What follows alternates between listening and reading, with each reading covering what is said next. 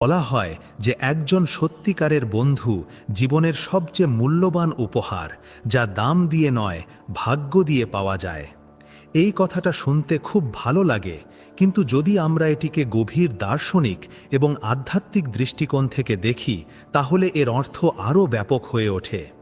ভাগ্য বা কিসমত কোনো বাহ্যিক শক্তি নয় যা আমাদের পুরস্কার বা দণ্ড দেয়। উপনিষদ এবং গীতার সারমর্ম আমাদের বলে যে আমাদের ভাগ্য আমাদেরই কর্ম, আমাদের সংস্কার এবং আমাদের যোগ্যতার ফল। একজন সত্যিকারের বন্ধু আমরা এই কারণে পাই না যে আমাদের ভাগ্যের লেখা ভালো ছিল, বরং এই কারণে পাই কারণ আমাদের ভেতরের যোগ্যতা, আমাদের আত্মার ডাক ঠিক তেমনই আর একটি আত্মাকে নিজের দিকে আকর্ষণ করে।